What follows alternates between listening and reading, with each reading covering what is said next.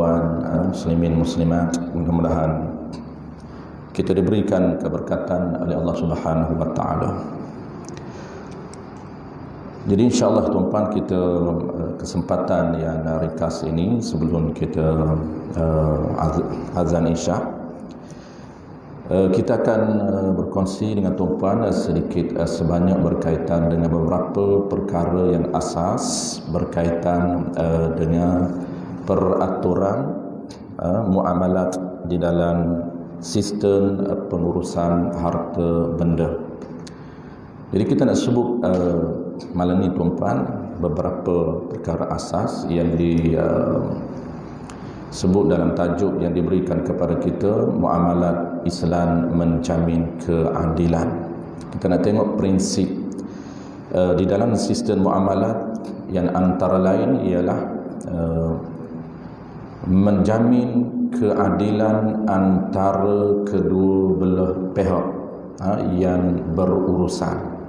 Apa saja akad di dalam sistem muamalat, maka syarak akan memberikan ataupun memastikan bahawa kedua-dua pihak ini keadilannya terjamin dan tertegak.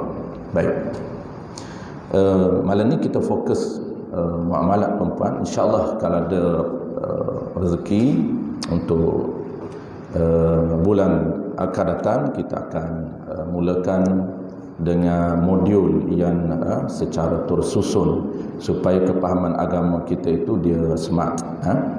Jadi nak bina kepahaman agama tuan-puan mesti ada modul, barulah kepahaman agama kita ini dia meliputi semua aspek agama. Sebab tu dia perlu kepada modul. Kerana agama kita ni tuan-puan, apabila sebut syariat, agama kita dia tertegak di atas 3 paksi, dan 3 paksi itu pula setiap teras itu dia ada komponen yang mesti kita lengkapkan.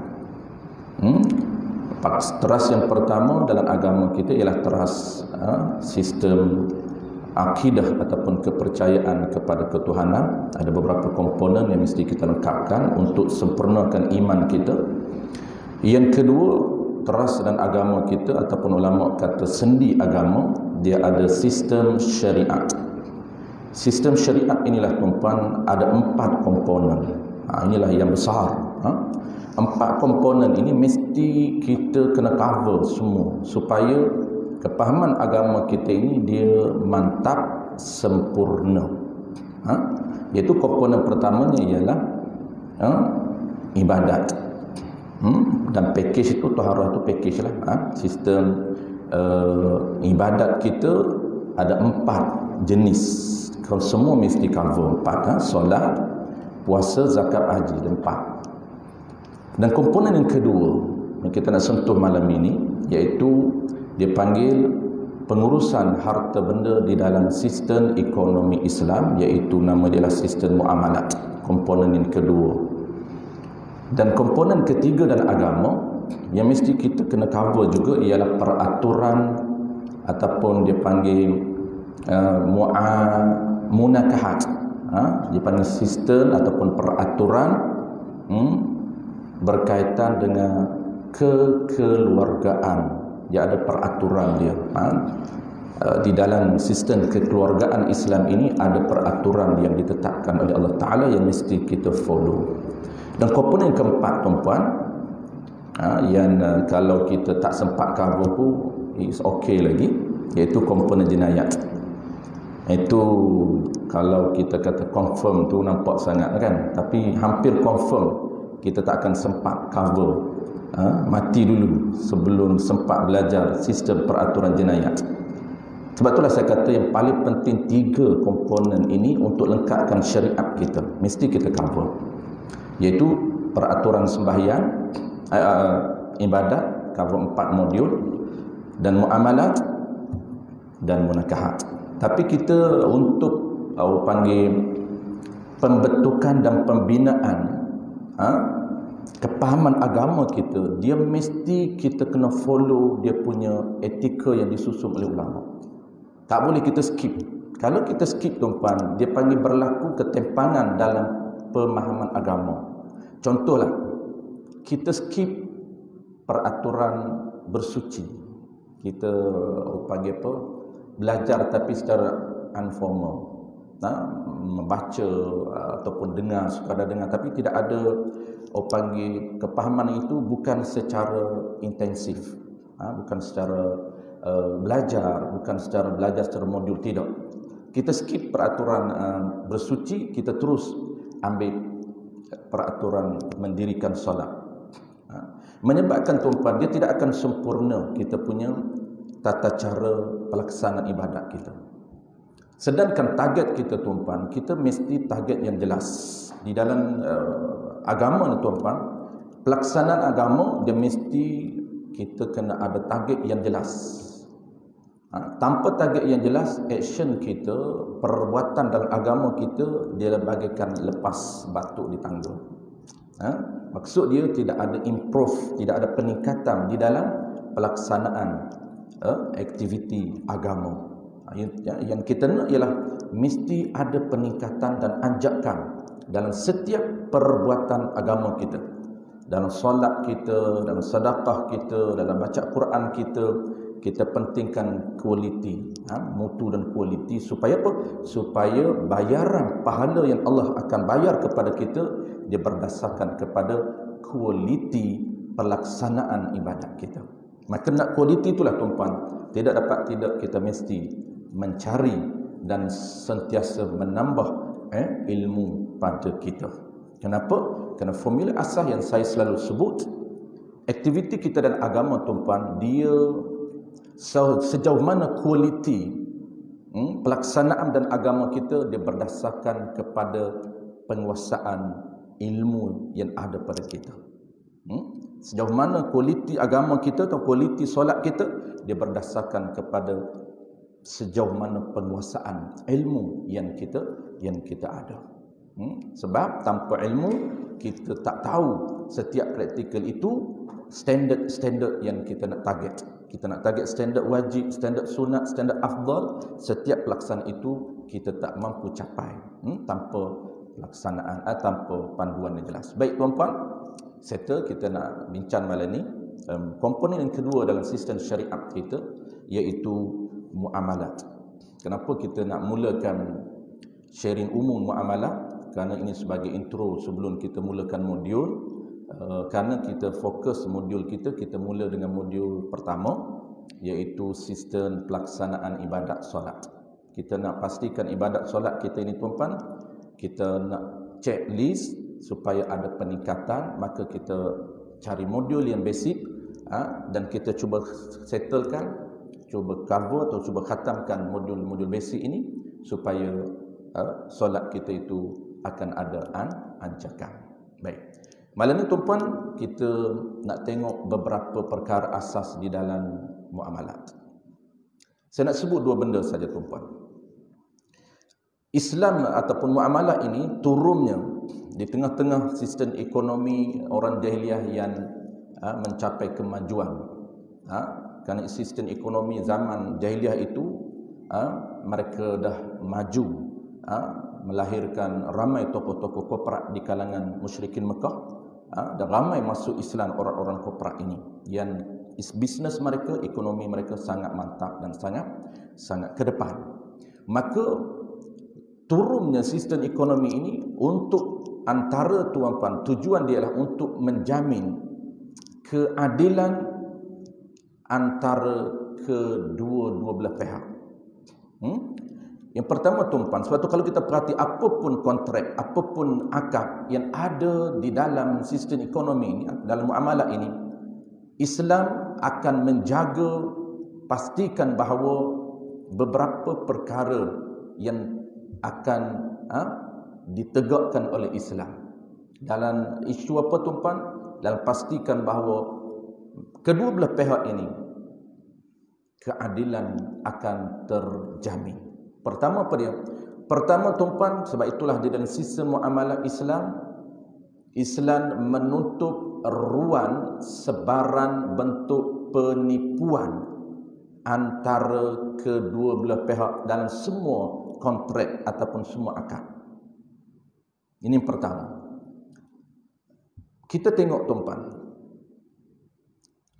Yang pertama ini, Islam akan cuba menutup semaksimum mungkin. Akan ada ruang-ruang yang tak mampu ditutup, tapi Islam cuba untuk menutup semaksimum mungkin ruang daripada berlakunya sebaran bentuk penipuan antara kedua belah pihak yang berinteraksi. Macam mana contoh tuan-puan? Contoh yang pertama, kita tengok contoh bagaimana implementasi di lapangan. Kita nak tengok bagaimana Islam menguatkuasakan sebaran bentuk penipuan antara kedua belah pihak. Contoh pertama tuan-puan, kita tengok dalam sistem jual beli. Dan sistem jual beli tuan-puan, antara penjual dan pembeli, antara kitab yang detail, dia menyebut 16 terma dan syarat yang mesti di-follow oleh kedua-dua belah pihak supaya transaksi jual beli ini dianggap sah di sisi syarak. Satu daripada 16 terma ini tuan-puan, yang pertamanya kedua-dua belah pihak mesti melihat barang yang hendak dibeli, dan juga penjual mesti melihat price ataupun duit yang dia nak terima. Melihat inilah tuan-puan berlaku khilaf di kalangan 4 mazhab. Yang paling ketat ialah mazhab kita Al-Imam Asy-Syafi'i. Walaupun ketat tetapi dia ada ruang kelonggaran. Kenapa? Kerana dia ada 2 pandangan dan pendapat yang boleh diikuti. Jadi kesimpulan tuan-puan, syarat yang ketat yang telah ditetapkan oleh para ulama untuk menutup ruang penipuan di antara kedua belah pihak. Syarat yang pertama apa? Syarat pertama, ulama menetapkan mesti melihat barang yang kita nak beli. Penjual mesti melihat harga. Harga ni kalau kita hari ni duit, kena tengok duit. Dia setuju ataupun tidak duit yang kita nak tukarkan. Dan tengok ini tuan-puan disebut oleh ulama dalam kitab I'anatul Talibin, dan disebut juga dalam kitab Matla'ul Badrain wa Majma'ul Bahrain, dan disebut juga dalam kitab yang ketiga At-Taqriratus Sadidah. Kitab ini mengumpulkan secara ringkas dalam bentuk poin untuk memudahkan kita refer. Cara melihat ni tuan-puan lebih kurang 3 cara. Jadi cara melihat. Dan kita tengok terma ini, kita cuba match dengan apa yang berlaku di pasaran, apa yang berlaku kita. Kita sebab kita nak kita nak adjust. Kalau implement kita sebelum ni tak betul, tak menepati dengan sistem syarak, maka kita cuba nak perbetulkan. Itu target kita belajar. Cara melihat yang pertama tuan-puan, kita mesti melihat secara langsung. Ini ketat dalam mazhab Syafi'i. Tapi jangan bimbang tuan-puan, dia ada 2 qaul yang kita boleh pakai alternatif. Tapi saya cerita dulu yang bentuk, kemudian kita buat rumusan. Tuan-puan nak ikut yang mana? Tengok yang pertama tuan-puan, mesti melihat secara langsung benda yang kita nak beli. Tidak boleh melihat secara perantaraan. Apa dia perantaraan tuan-puan? Melihat barang yang berada di dalam plastik, tak boleh. Melihat barang yang berada di dalam kotak kaca, tak boleh. Walaupun nampak tuan-puan, nampak, tapi air ini berada di dalam bekas. Dia nak tengok secara langsung tanpa perantaraan. Kalau benda itu duduk dalam kaca, duduk dalam bekas berkaca, keluarkan. Kalau benda itu berada dalam plastik, walaupun plastik itu transparent, tetapi tidak dibenarkan, keluarkan. Kenapa? Ketat, kerana dia nak menutup ruang semaksimal yang mungkin ada sebarang bentuk penipuan. Kena real tengok. Tak boleh kita melihat kalaulah melalui perantaraan. Ataupun yang kedua, tidak dibenarkan untuk melihat gambar sahaja. Itu bukan perantaraan. Itu memang bukan diri. Gambar tuan-puan bukan diri benda. Dia mesti lihat ainun, secara muayyanun. Ni dia panggil bai'u muayyanun. jual beli barang yang tertentu yang ada di depan kita, yang ada di dalam majlis akad. Mesti kita melihat benda. Itu cara melihat yang pertama. Baik, cara pertama ini tuan-puan bermakna kita tidak boleh berjual beli melihat gambar sahaja. Sebab itulah Al-Imam Syafi'i, Al-Imam Al-A'zam Imam Syafi'i tidak boleh jual beli melalui transaksi online. Tak boleh jual beli. Tetapi walaupun tak boleh jual beli, tuan-puan jangan susah hati, dia ada alternatif. Dia tak rigid. Sebab tu kita kena tahu kalau tak boleh jual beli, okey, kita boleh guna akad lain. Sama sahaja. Cuma beza dia pahala. Apabila kita akad lain, dia tak dapat pahala akad jual beli. Tapi target dia, sebab tu kita kena tahu target. Kenapa kita nak guna akad?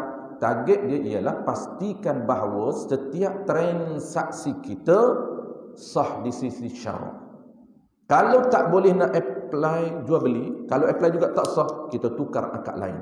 Kenapa nak kena tukar akad lain? Sebab akad ini pastikan sah.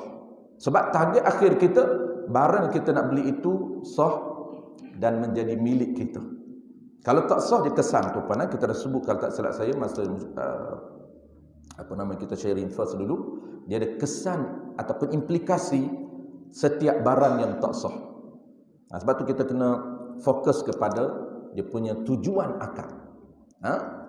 Jadi kalau tak boleh jual beli, tak boleh implement. Kita fokus kepada mazhab kita. Mazhab orang lain boleh, tuan-puan. Tuan-puan jangan keliru. Jangan kata, bukan boleh. Saya pernah dengar, saya pernah baca artikel-artikel berkaitan muamalah. Boleh? Ya.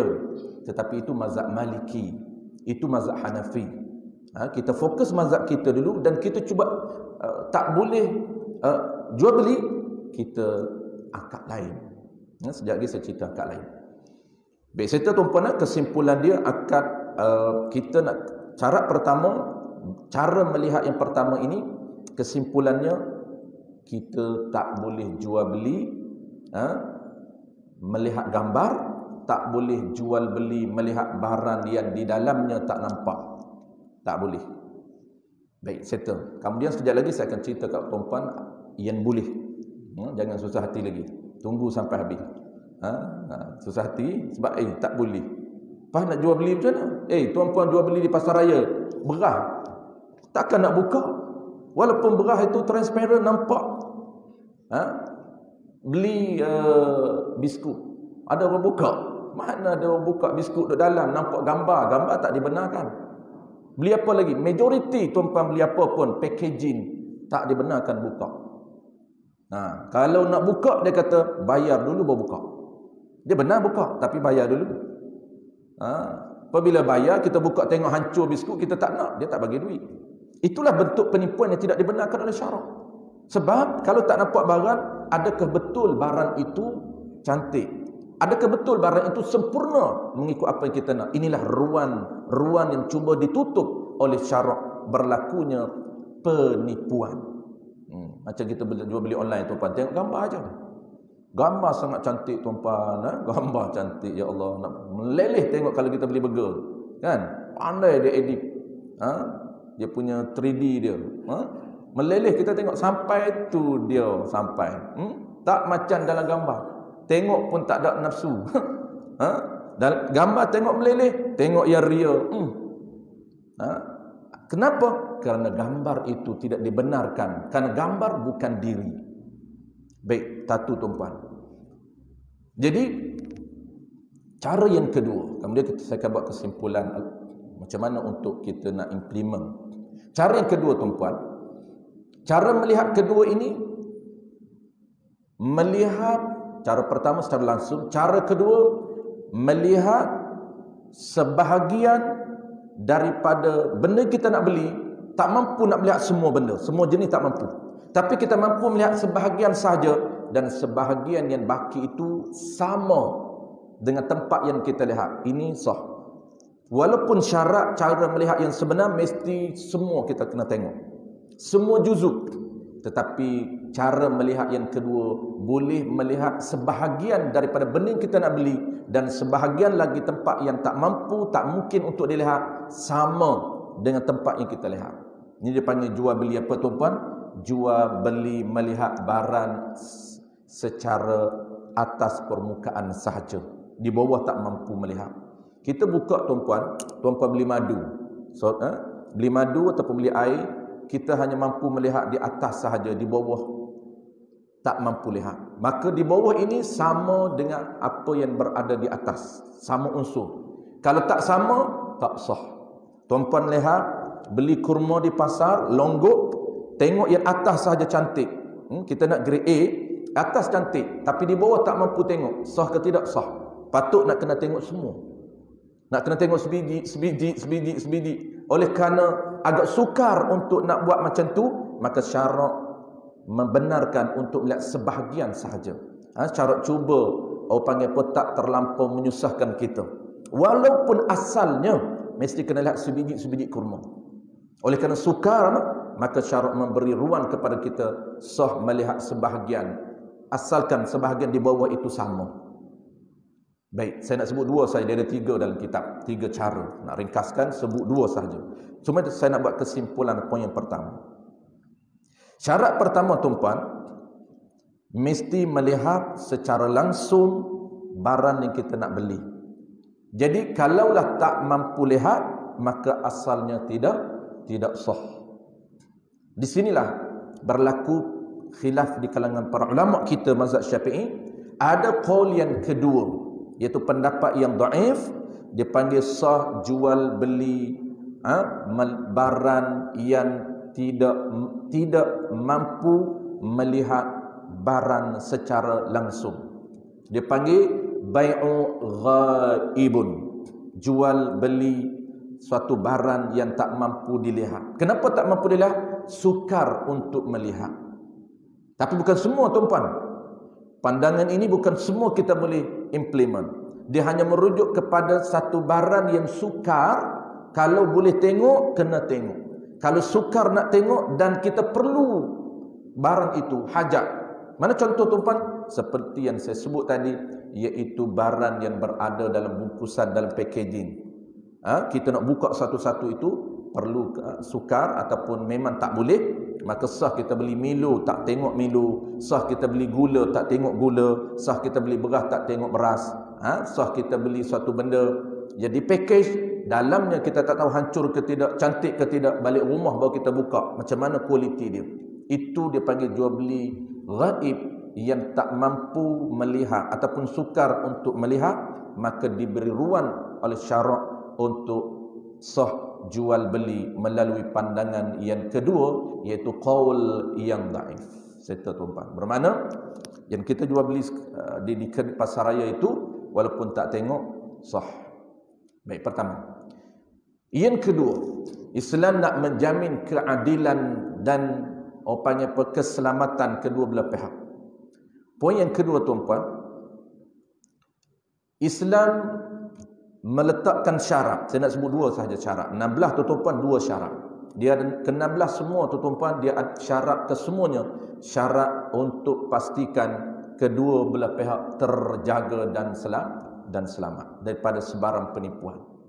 Syarat yang kedua, untuk memastikan bahawa tidak ada sebarang bentuk penipuan, Islam meletakkan ataupun syarak meletakkan syarat supaya kedua-dua belah pihak yang berurus niaga ini mesti reda meredai. Ini dia panggil syarat induk dalam mazhab Syafi'i.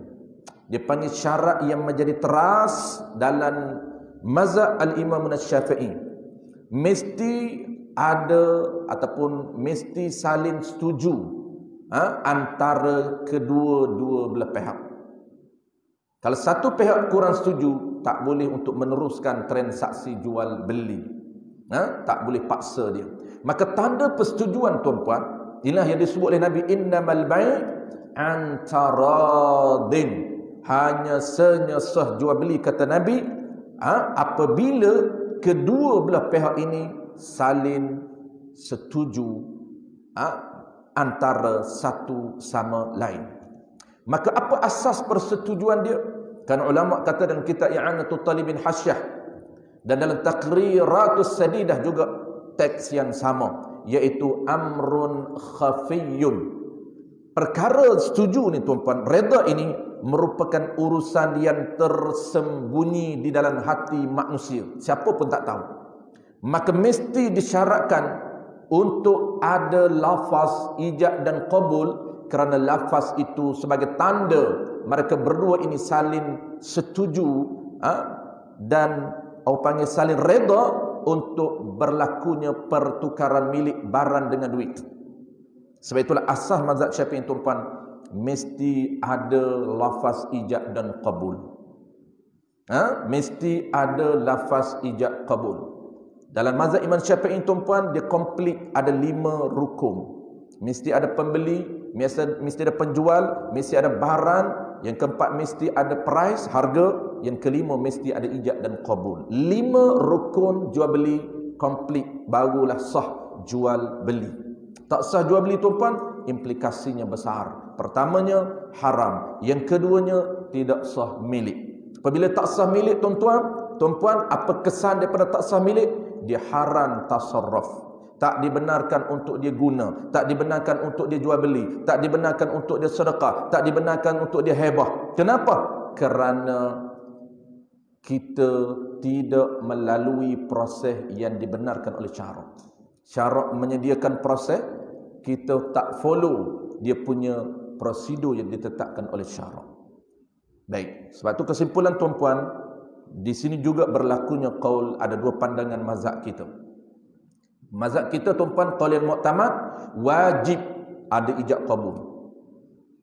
Mesti ada ijab qabul. Ini pandangan yang mu'tamad dalam mazhab al-Imam Syafi'i. Kalau kita pergi jual beli tuan-puan, hari ni dah tidak ada dah, majoriti dah tidak ada ijab qabul. Kita pergi beli di kedai tuan-puan, beli air RM1. Tanya tuan kedai, "Ban, berapa air?" Tuan kedai kata RM1 saja. Kita buat keluar duit. Asal dia tuan-puan kena buat keluar duit dulu. Itu dipanggil bai'un muayyan. Keluar duit, bagi dia nampak duit. Dia setuju tak duit ni kita nak tukar? Dia nampak duit merah, air RM1 je. Tapi duit merah kita guna RM10. Dia setuju? Setuju. Kita masuk balik. Dia senyap, tanda dia setujulah. Kita masuk balik, ambil sekepin warna kelabu RM100. Apabila kita buat keluar RM100, sebelum tukar, pastikan dia kena tengok dulu. Dia tengok RM1, dia kata, "Ban, tak ada duit kecil ke?" Kenapa? Saya tak nak duit besar. Apabila dia kata dia tak nak duit besar, tak boleh berjual beli. Kerana dia tak reda untuk tukar dengan price yang besar. Jadi dia tak ada balance.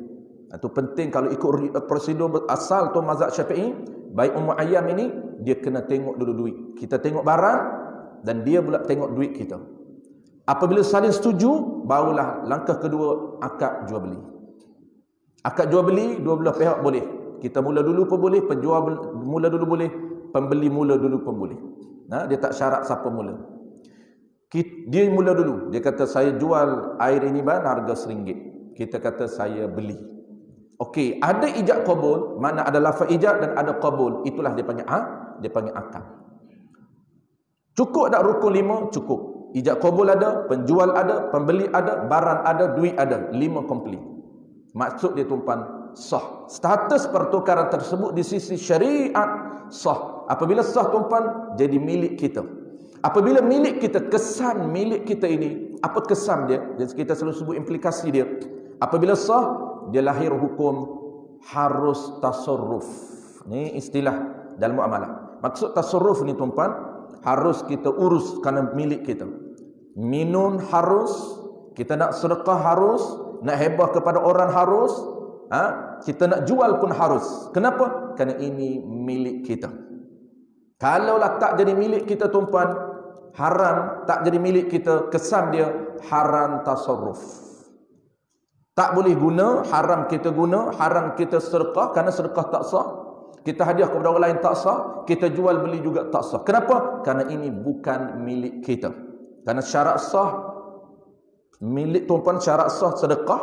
Sebelum kita sedekah, sebelum kita infak, sebelum kita hadiah kepada orang lain, mesti harta itu milik kita. Itu dipanggil milkun tamun, milik yang perfect, yang sempurna. Baik. Satu tuan-puan. Baik. Pandangan yang kedua, kita nasib baiklah ada pandangan yang kedua tuan-tuan, yang ditarjih oleh Al-Imam An-Nawawi dan dua tokoh yang besar lagi, Al-Imam Asmawi. Jadi beberapa imam ini dia mentarjih, mengeluarkan hukum sah jual beli tanpa ada lafaz ijab dan qabul, tapi sempurna 4 rukun lagi. 4 rukun mesti sempurna. Saya ulang tuan-puan, takut tuan-puan keliru dengan tak sempurna rukun. Ada 3 rukun, tak boleh, dia 4, mesti 4. Dia hanya dibenarkan pengecualian 1 rukun tidak ada. Apa dia? Ijab qabul. Yang macam ramai yang kita buat hari ni tuan-puan, kita bila kita ambil barang, kita hulur duit, dia bagi baki, dia kata terima kasih, kita pun jawab sama-sama. Itu sahaja yang berlaku ini. Maksudnya terima kasih dan sama-sama bukan ijab qabul. Kita bagi duit, dia kata terima kasih bang, datang lagi, dia suruh datang lagi. Memang kita kalau dia tak ajak datang, kita datang lagi. Speed mark tu kan, Tesco ke apa ke, kalau dia tak suruh memang kita datang. Jangan bimbang, cakap kat adik cashier tu, jangan bimbang adik, abah datang. Tak. Adakah ijab qabul? Tak. Dia tak mampu nak mengambil lafaz itu, skrip itu tak boleh menggantikan skrip ijab dan qabul, tak boleh. Bermakna tuan-puan, kita tidak ada lafaz ijab qabul yang digubal oleh syarak. Skrip itu bukan kita buat. Bi'tuka haza bikaza, ataupun dalam Melayu kata saya jual barang ni dengan harga sekian. Itu bukan skrip yang kita buat. Itu syarak gubal. Nabi buat turun peraturan itu yang digubal oleh Allah Ta'ala melalui perantara Nabi bawa turun aran ini supaya kita implement semua di lapangan. Inilah beza antara sistem ekonomi kita dengan sistem konvensional yang sebelum ini tidak ada ijab qabul, dan sebelum ini berlakunya penipuan secara berleluasa. Maka tuan-puan, qaul yang kedua ini qaul dhaif, kita boleh jual beli tanpa ijab qabul. Nama apa jual beli ini? Bai'u mu'athah. Payah juga nama dia tu. Bai'u mu'athatun. Mu'athah. Tak perlu hafal tuan-puan. Tuan-puan ingat, jual beli yang tanpa berlafaz. Hulur senyap aja. Ambil barang, hulur duit. Paling tidak pun, bye-bye, terima kasih. Tu je. Boleh ke tidak? Boleh. Tapi pastikan ada 4. Maksud apa 4 tuan-puan? 4 rukun lagi kekal. Ada orang, ada penjual, ada pembeli, ada barang, ada harga. 4 komplit. Di sisi Syafi'i tuan-puan, dibenarkan tapi komplitkan 4. Qaul mana? Qaul yang ditarjih oleh Imam Nawawi. Tak ingat pun tak apa. Tuan-puan ingat, ini pendapat lemah. Nama dia jual beli tanpa lafaz. Boleh. Jadi kesimpulan tuan-puan, dia ada pilihan. Apabila tuan-puan di lapangan, tuan-puan ada beberapa pilihan. Pilihan tuan-puan ada 3 ke 4. Biasa saya sebut sebelum daripada 4 pilihan. Tapi saya nak sebut malam ni, kita baru-baru ni jangan banyak lagi tuan-puan, takut terkejut. Saya bagi pilihan kepada tuan-puan 3. Tuan-puan pilih yang mana satu daripada 3 ini untuk implement di lapangan. Pastikan transaksi kita itu sah, ada pahala, dan benda itu pula kita boleh guna. Ingat tuan-puan, jual beli ada pahala, tapi kena ikut setting baik kita punya niat kita dan juga dia punya prosedur bagi cantik.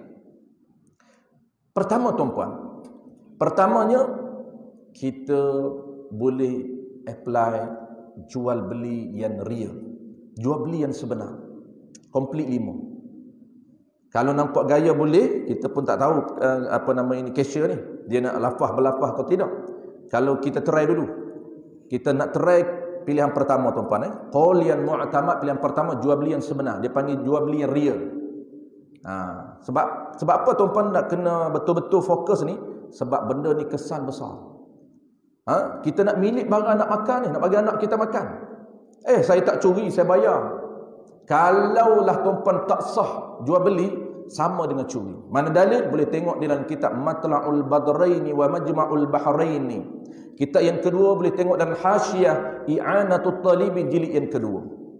Formula ulama buat, dia kata al-ma'qudu bi'aqdin fasidin kal-ghasabi. Jelas. Al-ma'qud, barang yang diakad.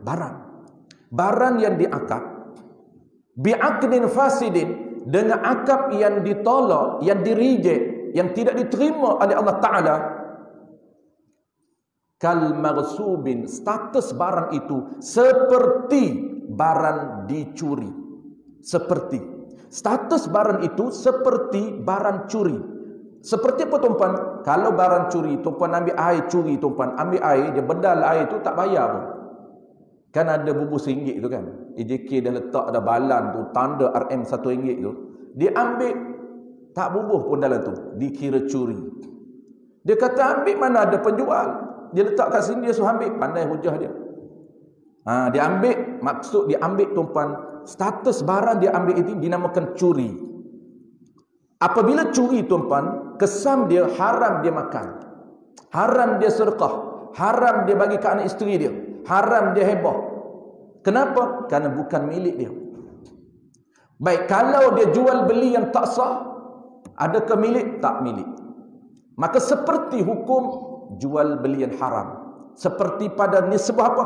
Pada nisbah haram milik, kerana tak boleh milik, haram untuk makan, haram untuk bagi kepada orang lain, haram untuk hibah dan sedekah.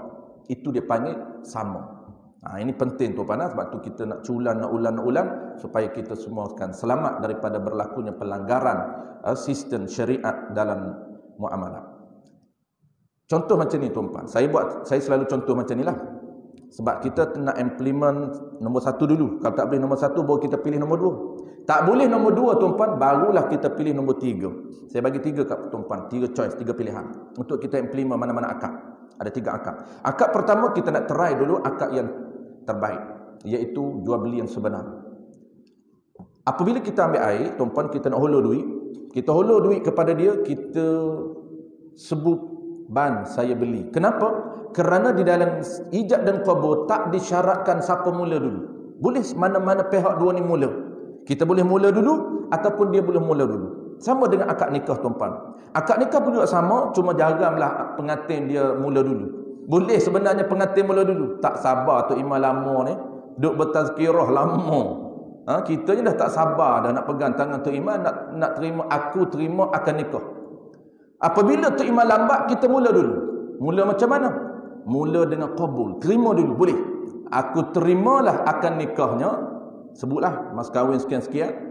Memang Tok Imam lompat, kejut dia. Sabar dulu. Sebenarnya dia sambunglah, sepatutnya jangan duk keras. Tok Imam sambung. Aku kahwinkan akan dikau, berwakil walikan bapaknya dengan mas kahwin sekian-sekian. Patut disambung je. Kenapa? Kerana ulama menyebut dalam mana-mana kitab tidak disyaratkan mana-mana pihak mula. Maka kita sama juga konsep jual beli tuan-tuan. Saya kata kat penjual ban, saya beli air ni. Kita akan belajar tuan-tuan. Skrip ini dia ada 3 bentuk skrip. Ada full dan ada setengah dan ada paling pendek skrip. Paling pendek, beg tukar. Aku jual kepada kamu. Beli, paling pendek beli, ya, na'am. Kata penjual, ya ni maksud saya beli. Itu paling pendek. Dengan syarat kita tahu benda yang kita nak beli, kita dah tengok benda yang kita nak beli, kita tahu harga. 2 ciri itu kita boleh paling pendek. Saya beli, saya kata ban, saya beli hari ni. Dia senyap tak cakap apa. Dia senyap tak cakap apa. Maknanya tuan-puan, kalau kita try sekali lagi, ban saya beli, okey, boleh. Tapi kalau dia tak cakap apa, dia just cakap terima kasih, maka tak boleh nak implement nombor 1. Kenapa? Syarat ijab qabul mesti berlaku 2, baru akad. Apa dia akad tuan-puan? Akad ini mesti ada ijab belah penjual, mesti ada lafaz qabul belah pembeli. Baru dipanggil aqdun, ikatan daripada 2 lafaz. Ijab daripada penjual, qabul daripada pembeli, baru nama aqdun bai'. Aqdun bai', baru nama akad jual beli. Kerana akad itu refer kepada lafaz ijab dan qabul. Dia tak nak sebut tuan-puan, maka tak boleh implement. Kita terus cepat, kita taklid ataupun niat terlintas di hati kita, aku pilih jual beli tanpa lafaz ijab qabul. Panjanglah. Nak pendek nama dia lah, aku pilih jual beli mu'attah. Kalau ingat nama tuan-puan, sebut nama saja. Tak payah sebut makna dia. Tapi dah tak ingat, tak kenal nama, Sebut diri dia lah. Tuan-puan tak kenal nama saya, sebutlah, itulah ustaz hak jenis pakai sorban, jarang tengok sorban dia. Hak jenis gelak-gelak sikit rupa, nama tak kenal. Terpaksa sebut panjang. Tak, kawan tanya, balik rumah isteri tanya, ada kuliah ke bang? Lambat balik ni, pukul 9 tak balik lagi. Ada. Siapa kuliah? Tak. Adalah tu, tak tahu apa nama, tak tahu, dia kata. Cerita panjang lah. Sebab apa? Dia tak tahu nama. Cuba cerita nama pendek, ringkas, Bai'u Mu'atah. Tapi kalau tak ingat nama dia, kena sebut diri dia. Jual beli yang tidak ada lafaz ijab qabul. Settle. Boleh tak? Boleh. Ataupun tuan-puan tak nak buat yang ni, boleh tukar-tukar, boleh. Sebab nak tukar dia tak rigid. Dia muamalat tuan-puan, dia tak rigid, dia fleksibel. Asalkan sah saja. Tuan-puan boleh juga yang ketiga. Sebab apa saya nak sebut yang ketiga? Sebab dia ada hubung kait relate dengan jual air di luar tu. Yang ketiga, tuan-puan boleh telitah ketika bayar, boleh telitah hebah. Bukan akad jual beli, tak akan dapat pahala jual beli. Tak, kalau tuan-puan buat akad yang kedua tadi, pilihan kedua, itu boleh pahala jual beli. Kita tak nak pahala jual beli. Banyak sangat dah pahala jual beli, 50 tahun dah jual beli. Nak try pahala hebah. Boleh? Ketika duit bagi itu, kita ni aku hebah duit RM1 kepada penjual. Dan penjual pula dia beri, dia senyap. Dia tak cakap apa. Kita boleh ihtimal, kita boleh andai dia juga hebah kepada kita. Tak perlu tanya, jangan tanya. Tanya dia cakap saya jual, tak sah. Tak sah. Kalau betul dia nak jual, cakap kena ikut cara jual. Settle tuan-puan. Maknanya tuan-puan boleh pilih satu daripada 3 akad ketika mana kita berada di lapangan. Last kali tuan-puan, saya nak sebut yang kedua tu, last kali penutup kita dah insya kan? Kita dah insya. Poin yang kedua saya nak sebutnya ialah, poin yang pertama saya sebut tadi, Islam menuntut sebarang bentuk penipuan. Contoh saya dah sebut 2 contoh, iaitu 2 syarat daripada 15 syarat. Dan poin yang kedua saya nak sebut, Islam menuntut sebarang bentuk penganiayaan dan kezaliman. Ini lain kali. Poin yang kedua lain kali. Saya nak tutup poin yang pertama dengan praktis di lapangan, iaitu jual beli air tanpa ada orang. Bukan tuan-puan saja, di banyak tempat tuan-puan. Air ni kita letak di luar tu, EJK letak di luar. Kemudian ada tabun kan? Tabun, kemudian tulis RM RM1. Apa praktis yang kita boleh guna? Dan mazhab kita dulu. Maka mazhab kita tuan-puan, praktis tersebut tidak boleh guna akad jual beli. Ketika tuan-puan masukkan duit dalam tabun, jangan niat beli. Kenapa? Kerana dalam mazhab kita, saya dah sebut tadi, yang hanya dibenarkan untuk implement akad jual beli tanpa lafaz mesti perfect 4 rukun. Mesti ada penjual, mesti ada pembeli, mesti ada barang, mesti ada duit. 4 rukun settle. Ini mazhab kita. Sekejap lagi saya akan bagi info tambahan mazhab lain. Kita boleh follow mazhab kita dulu. Tak perlu kita check dan tukar kepada mazhab lain. Dan nak tukar pun boleh, tak menjadi isu. Kita nak try dulu mazhab kita. Kemudian bagi orang yang ada info lebih, ilmu lebih, mazhab lain, dia ada info berkaitan mazhab Hanafi, dia boleh implement mazhab Hanafi. Baik, kita nak still dalam mazhab kita. Di luar sana tuan-puan, dia ada 3. Ada air, ada duit, ada penjual. Pembeli. Penjualnya tidak ada, ijab qabul lagi tidak ada. Maknanya 3 saja. 3 saja tuan-puan tak boleh untuk implement akad jual beli dalam mazhab kita. Kenapa? Mazhab kita dia tidak boleh menepati. Mesin itu, ni bukan mesin, dia sama konsep dengan mesin tuan-tuan. Kalau mesin tuan-tuan, mesin kan kita jual air keluar mesin, keluar duit kan. Hari ni semua ada tuan-tuan. Kalau dulu air saja. Kalau dulu tuan-tuan kita jual beli air saja dalam mesin. Tapi sekarang ni nasi lemak, orang jual beli mi, Maggi, semua ada dalam mesin. Kalau pergi di hospital tuan-tuan, pergi hospital, saya pergi 2-3 bulan lepas hospital Ampan. Saya keluar di depan emergency tu, dulunya saya keluar tempat tu dia ada air saja, mesin air. Sekarang dah ada mesin makanan. Dah ada roti apa lapis tu kan, roti apa panggil tu? Breakfast tu. Dah ada. Lepas tu ada mi, ada Maggi dalam tu. Maksudnya kita jolok saja duit, kita jolok duit, dia akan keluar lagi, jatuh. Dia jatuh air. Apa akad yang kita nak bayar? Bayar itu bukan akad. Bayar itu merujuk kepada pemberian. Kita masukkan duit pemberian, itu bukan akad. Itu bayar itu pemberian. Akad mesti ada. Di sebalik pemberian itu mesti ada. Baik, kita kena guna konsep apa tuan heboh. Dalam mazhab Imam Syafi'i, tuan-puan nak masukkan duit ke dalam mesin, nak tukar dengan harga, nak tukar dengan barang, tuan-puan guna paling simple heboh saja.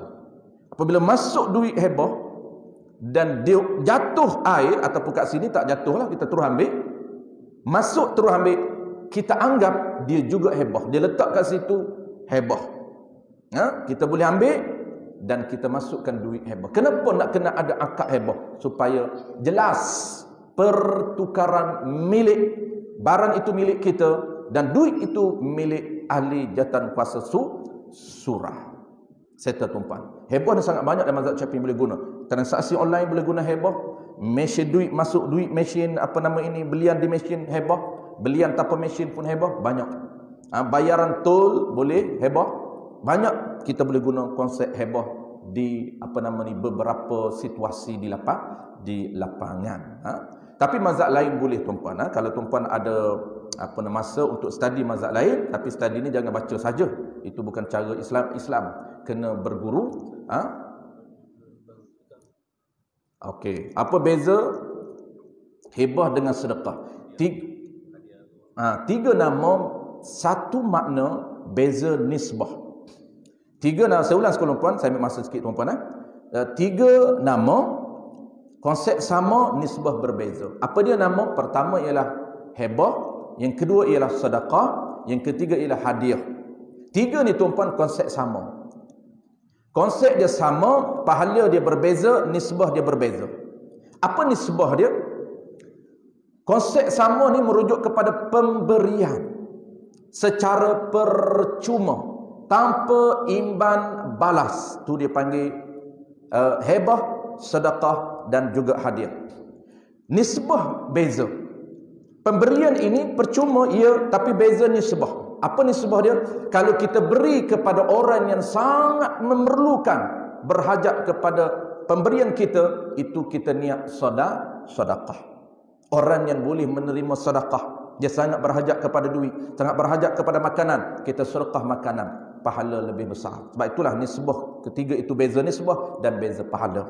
Pahala yang paling afdal kata para ulama ialah sedekah. Yang kedua tuan-puan, kalau tuan-puan tengok orang yang bukan memerlukan, tapi kita nak meraihkan dia, memuliakan dia dengan pemberian kita, maka itu hadiah. Saya nak hadiah kepada you ni, sempena hari jadi you, memuliakan dia. Bos, sempena hari jadi bos, saya nak hadiahkan. Kita guna lafaz direct hadiah. Tak boleh guna sedekah, tak sesuai. Kerana dia bukan perlu. Dia duit banyak. Jangan guna sedekah tapi guna hadiah. Sedekah pun sah, cuma tak sesuai. Dan ketiga tuan hibah ini, tuan tak terlintas hadiah, tak terlintas sedekah, umum saja, maka umum dia akan dikira hibah. Kalau tuan-puan direct ta'yin hadiah akan jadi hadiah, ta'yin sedekah akan jadi sedekah, ta'yin hibah akan jadi hibah. Kalau tuan-puan beri tanpa ta'yin, akan jadi terus auto hibah. Dia tak akan jadi hadiah, tak akan jadi sedekah, terus hibah. Contohlah tuan-puan, Aban, saya beri ke Aban tanpa niat sedekah, tanpa niat hadiah, dia akan auto jadi hibah. Dapat pahala hibah, dapat pahala sedekah, dapat pahala satu lagi tadi hibah kan. Wallahu a'lam tuan-tuan. Insya-Allah panjang umur, kita bertemu lagi di bulan hadapan dalam modul yang khusus, iaitu kita pilih modul solat, dalam usaha untuk kita improve peningkatan solat kita. Wallahu a'lam. Terima kasih kepada tuan-puan, terima kasih kepada pihak pengurusan surau. Kita akan jumpa lagi bulan depan. Bismillahirrahmanirrahim. Alhamdulillahirabbil alamin. Wassalatu wassalamu ala asyrafil anbiya'i wal mursalin wa ala alihi wa ashabihi ajma'in. Allahumma faqihna fid din wa 'allimna ta'wil waj'alna minal ulama'il 'amilin waj'alna minal mukhlisin. Wa sallallahu ala sayyidina Muhammadin wa ala alihi wa baraka wa sallam. Alhamdulillahi rabbil alamin.